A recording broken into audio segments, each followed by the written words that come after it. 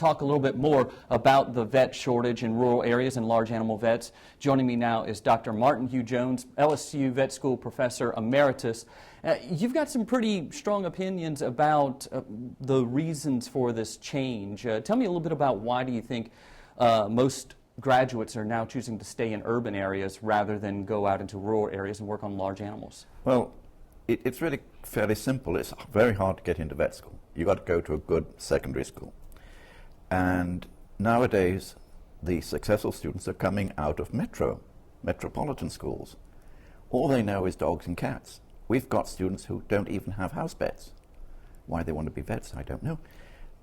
When I first started at LSU 30 years ago, 60% of our students were rural vets, rural kids, and that's what they wanted to do.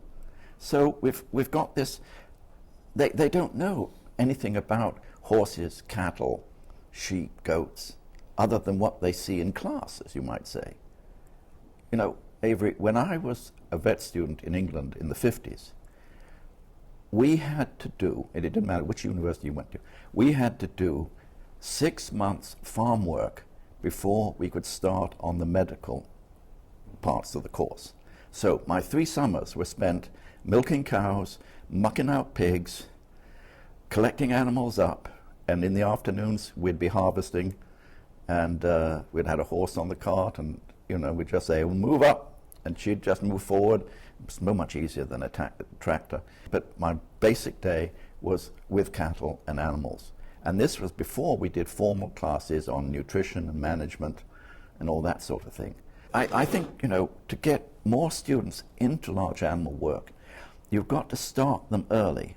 You can't just say at the end, well, spend 5 years in Thibodeau and we'll pay you back so much a year if you work with large animals. No, you've got to catch them almost from day -10 and make sure they have experience with animals and different farming situations, or with horses, you know, and so that they are used to working with animals. They know animal body language. One of the things I know you were very passionate about is pathology with animals. Yeah. And when looking at a shortage of large animal vets in Louisiana, around the country, what could we be looking at as far as epidemics go and also food safety? Well, this is a horrific problem. This is the other side of this debt problem. The kids, when I first started, the kids would come out with, say, a $5,000, $8,000 debt. They could sort that out. Now they come out in Louisiana, I'm not quite sure, it's somewhere around 60, 70,000. Some of the bigger places like Tufts, they come out with a debt of 200,000, which is ludicrous.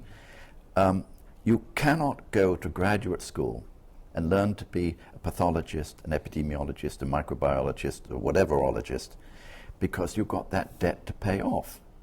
And then they get married, and then they have kids, and then they are cornered. You know, so at the vet school, most of our graduate students are from outside the country. The guys were doing research, great research at the vet school, but it wasn't on Louisiana problems. And so we've got to get that marriage of Louisiana problem solving. And so this is the other aspect of getting vets into large animal work, is they've got to be involved in solving Louisiana problems. And then we get more students involved in large animal work, and they say, hey, this is great fun, you know. And that's the secret to getting them in. Yeah. Thank you very much. Dr. Martin Hugh-Jones, LSU Vet School Professor Emeritus.